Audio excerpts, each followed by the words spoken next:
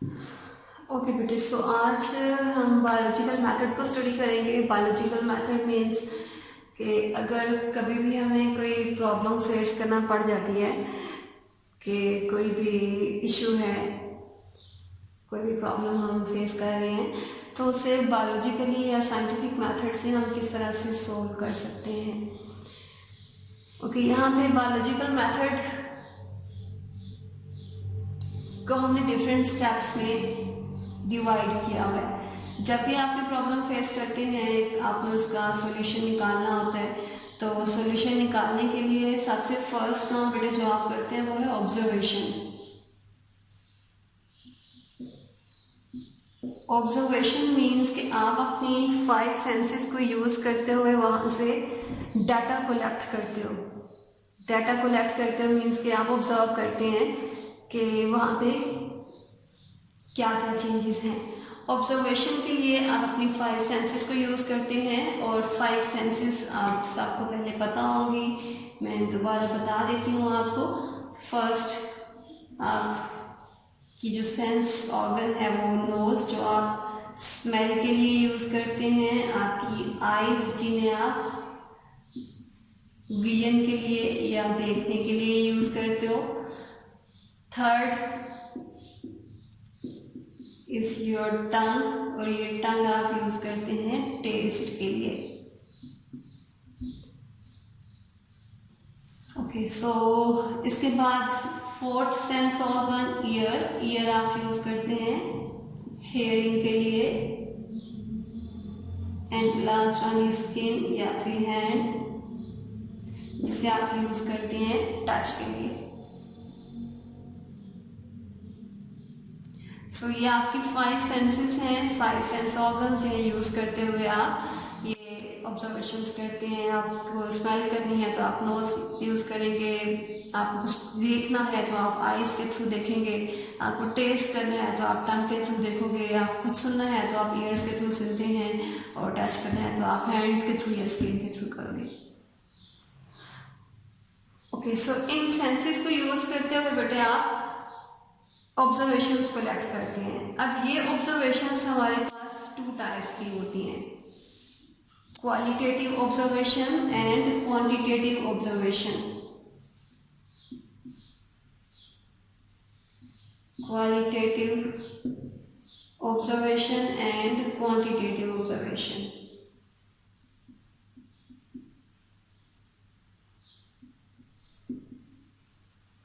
Qualitative observation means कि आपने इस ऑब्जर्वेशन के अंदर क्वालिटी बताई है। आपने क्वालिटी बताई है, इसका मीनिंग क्या है? फॉर एग्जाम्पल हम कह रहे हैं कि अली इज स्मॉलर देन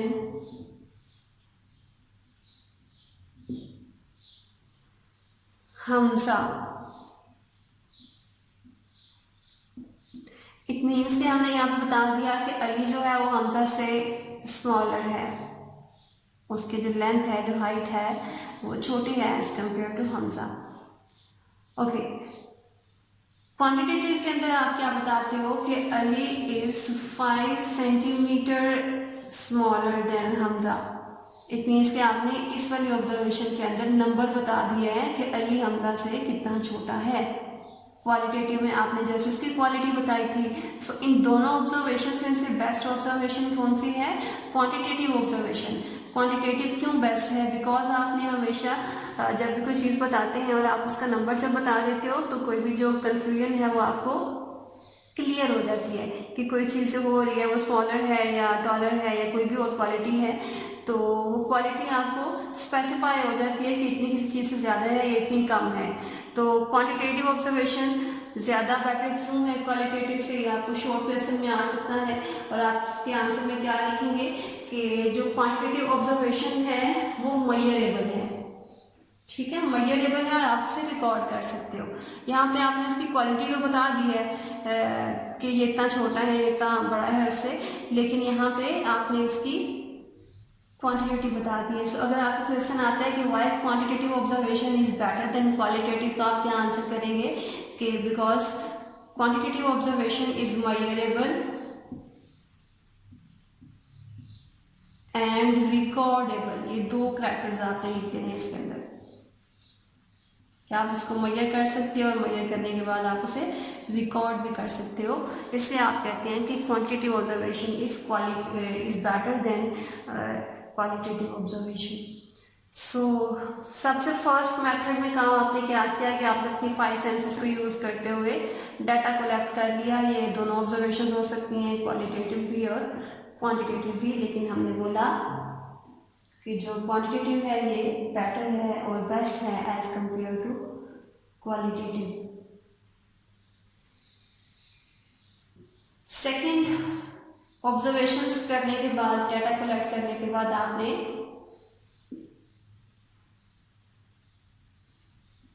एक हाइपोथेसिस बनाना है। अब ये हाइपोथेसिस क्या है? हाइपोथेसिस एक टेंटेटिव स्टेटमेंट है। टेंटेटिव हमने क्यों बोला? बिकॉज ये बाद में रिजेक्ट भी हो सकती है, ये परमानेंट नहीं है। Hypothesis is a tentative statement.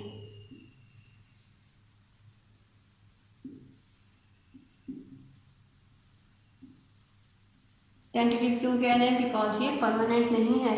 Experiments के बाद और स्टडीज के बाद ये रिजेक्ट भी हो सकती है।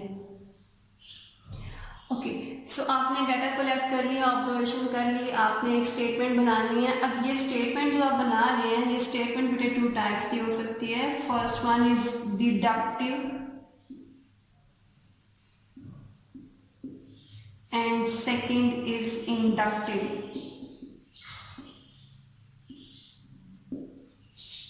डिडक्टिव मीन्स कि आपने स्टेटमेंट को बनाते हुए जनरल टू स्पेसिफिक मूव करना है,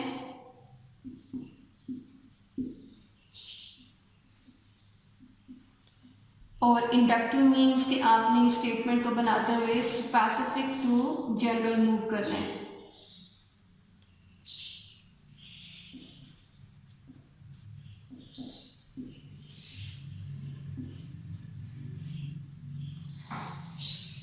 ओके, अब अगर हम कह रहे हैं कि जनरल टू स्पेसिफिक मूव कर रहे हैं, तो जनरल टू स्पेसिफिक का मीनिंग क्या है कि यहाँ पे हमने फॉर एग्जांपल हम कह रहे हैं कि हम एक स्पैरो और बर्ड्स को कंपेयर कर रहे हैं। जब हम सारे बर्ड्स की बात करते हैं तो ऑल बर्ड्स जनरल की कैटेगरी में आएंगे और एक स्पेसिफिक स्पैरो जो वर्ड है ये हमारा स्पेसिफिक की कैटेगरी में आएगा। ओके, स्टेटमेंट हमने बनानी है, हमने डाटा कलेक्ट कर ली है, तो एक एग्जांपल यहाँ पे ले लेते हैं कि हम डिडक्टिव स्टेटमेंट किस तरह से बनाएंगे, डिडक्टिव रीजनिंग हम किस तरह से करेंगे। सो इसके लिए ये स्टेटमेंट मैं लिख रही हूँ, हमें जनरल टू स्पेसिफिक मूव करना है। ओके, सो ऑल बर्ड्स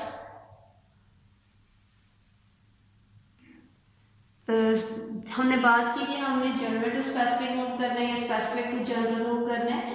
तो यहाँ पे दो टर्म्स, दो वर्ड्स बेटे आपने यूज करने हैं, इफ एंड देन के। इफ एंड देन, अब इन दोनों वर्ड्स को हमें यूज किस तरह से करना है मैं बता देती हूँ। All birds have wings,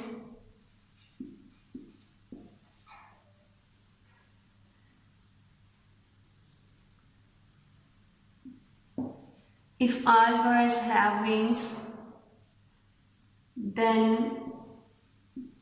sparrow is a bird. Sparrow is a bird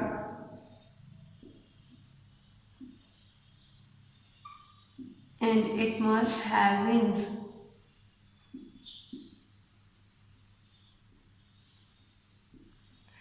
okay, so ये हमने जो स्टेटमेंट बनाई है ये एक स्पेसिफिक, जनरल टू स्पेसिफिक है। इट मीन्स कि हमने ये डिडक्टिव स्टेटमेंट बनाई है। अब जनरल टू स्पेसिफिक किस तरह से है? फर्स्ट स्टेटमेंट देखें, हमने बात की थी कि हमने यहाँ पे दो वर्ड्स यूज करने हैं इनको बनाते हुए, इफ और देन का। फर्स्ट पार्ट देखें इसका, if all birds, all birds it means कि हमने जनरल बात की है, तो डिडक्टिव में हमने पहले जनरल का ही बताना था।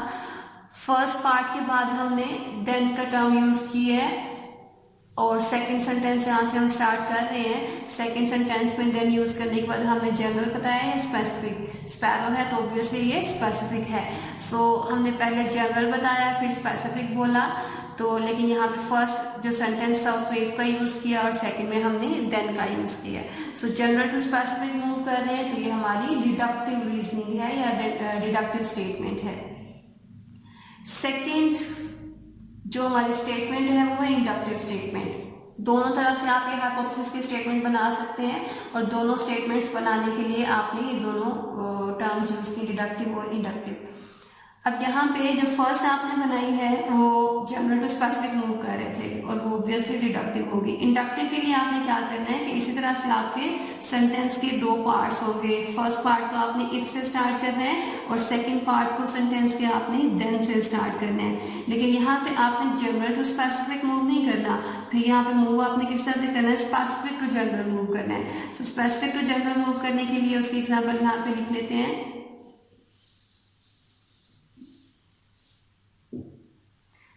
ओके, इंडक्टिव रीजनिंग की लिख रहे हैं, इंडक्टिव की रीजनिंग की हमने स्पेसिफिक टू जनरल लिखनी है। तो यहाँ पे हम लिख लेंगे कि स्पैरोज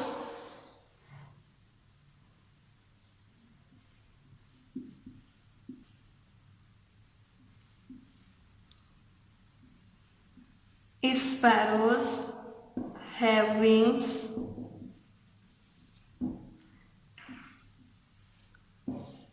and are birds। ये आपका फर्स्ट सेंटेंस आपने इफ से स्टार्ट किया और सेकंड सेंटेंस आपने देन से स्टार्ट करना है, सेकंड पार्ट है सेंटेंस का। Okay, if sparrow have wings and are birds then are birds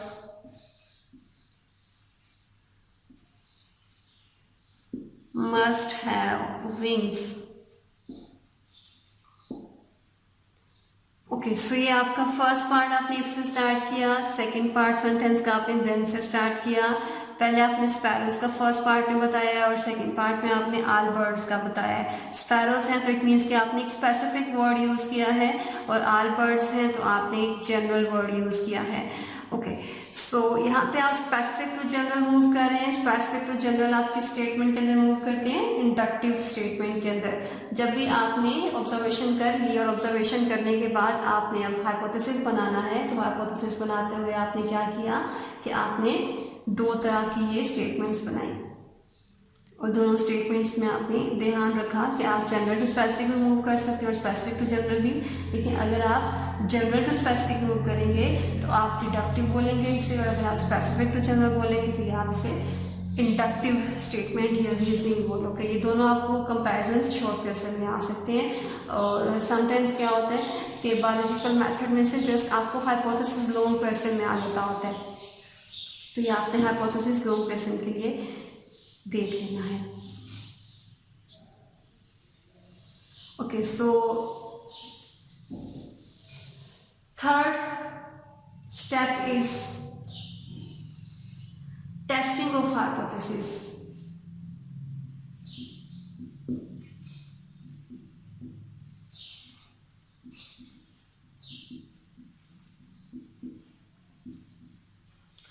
testing of hypothesis के अंदर आपने क्या करना है कि वो जो स्टेटमेंट आपने पहले बनाई है वो स्टेटमेंट जब आप लेके आएंगे, सारे साइंटिस्ट को बताएंगे लैब के अंदर, तो बहुत से साइंटिस्ट आपको सपोर्ट करने के लिए और बहुत से साइंटिस्ट आपको रिजेक्ट करने के लिए उस पर टेस्ट करना शुरू कर देते हैं, उस पर एक्सपेरिमेंट्स करना शुरू कर देते हैं कि अगर जो स्टेटमेंट इस बंदे ने बोली है वो ठीक भी है या नहीं है, उसको टेस्ट करने के लिए एक्सपेरिमेंट्स कर देते हैं। सो अगर बहुत से साइंटिस्ट के एक्सपेरिमेंट्स के बाद हाइपोथेसिस की सपोर्ट में ही आंसर आ रहे हैं तो ये हाइपोथेसिस स्ट्रॉन्ग से स्ट्रॉन्ग होता जाता है। ओके, सो टेस्ट करने के बाद, टेस्टिंग ऑफ हाइपोथेसिस के बाद अगर तो इसके रिजल्ट्स, जो भी आपके एक्सपेरिमेंट्स के रिजल्ट्स आए हैं डिफरेंट साइंटिस्ट ने जो आपके हाइपोथेसिस को प्रूव या डिसप्रूव करने के लिए किए, वो एक्सपेरिमेंट्स के रिजल्ट अगर आपके हाइपोथेसिस को सपोर्ट कर रहे हैं तो ये हाइपोथेसिस आप थ्योरी में चेंज हो जाता है। अब ये थ्योरी को भी डिफरेंट साइंटिस्ट चेक करेंगे, टेस्ट करेंगे, डिफरेंट एक्सपेरिमेंट्स करेंगे और ये जो थ्योरी है ये रिजेक्ट हो सकती है। रिजेक्ट हो सकती है इट मीन्स कि जो भी सॉल्यूशन, जो भी प्रॉब्लम आप ऑब्जर्व कर रहे थे, अगर आप उस थ्योरी को कोई भी ऐसा एक्सपेरिमेंट जो उसके ऑपोजिट रिजल्ट दे रहा है, उसको सपोर्ट नहीं कर रहा, तो थ्योरी की स्टेज तक आप कि जो हाइपोथेसिस है वो रिजेक्ट हो सकता है, जो कि आपने हाइपोथेसिस को थ्योरी में कन्वर्ट किया था। तो थ्योरी रिजेक्टेबल है। रिजेक्टेबल है इट मीन्स कि आपके बहुत साइंटिस्ट जब काम करेंगे तो इसको रिजेक्ट करवा सकते हैं। लेकिन अगर एक्सपेरिमेंट्स के बाद ये थ्योरी डिफरेंट साइंटिस्ट के जो रिजल्ट आ रहे हैं उसे सपोर्ट करती है, डिफरेंट साइंटिस्ट एक्सपेरिमेंट्स कर रहे हैं, उनके जो रिजल्ट्स हैं वो आपके थ्योरी के सपोर्ट में आ रहे हैं, जो आपने पहले हाइपोथेसिस में स्टेटमेंट दी थी उसे सपोर्ट कर रहे हैं। तो अगर ये सपोर्ट कर रहे हैं और टेस्ट जो हैं वो इसके पॉजिटिव आ रहे थे, इसको रिजल्ट को सपोर्ट कर रहे थे, तो तब उस केस में ये थ्योरी जो है ये साइंटिफिक लॉ में चेंज हो जाएगी।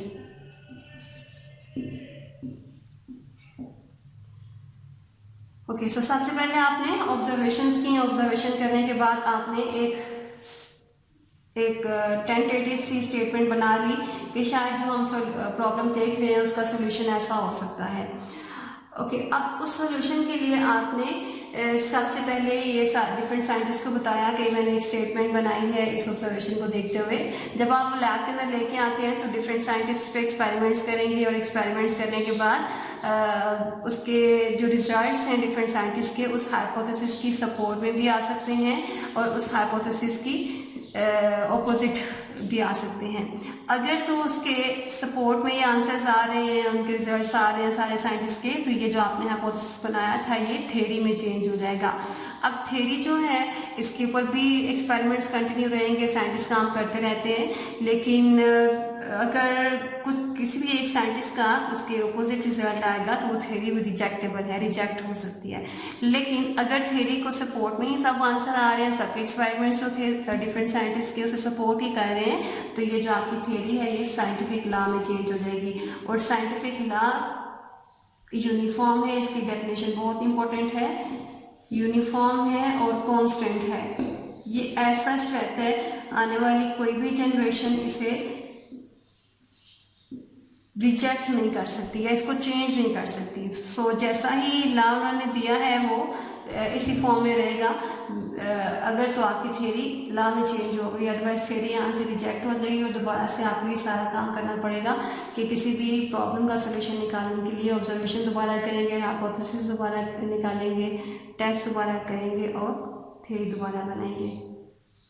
ओके, सो साइंटिफिक लॉ उस केस में बनेगा जब सारे साइंटिस्ट आपकी थ्योरी को सपोर्ट करेंगे और वो मान लेंगे कि हाँ ऐसा ही होता है, जो उन्होंने स्टेटमेंट दी थी वो बिल्कुल ठीक थी। अगर हम बायोलॉजी में कंपेयर करें तो बायोलॉजी में लॉज का नंबर बहुत कम है। कम क्यों है? बिकॉज लाइफ की कोई गारंटी नहीं है। कोई आप कह सकते हैं कि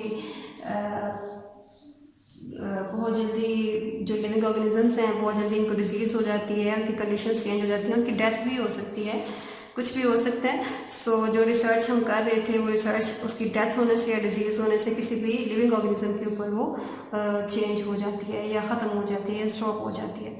सो साइंटिफिक लॉज का नंबर बायोलॉजी में लाइफ की अनप्रिडिक्टेबल नेचर की वजह से नंबर कम है इसका बायोलॉजी में as compare to chemistry and physics. Okay, ये आपका बायोलॉजिकल मैथड का आज का लेक्चर था।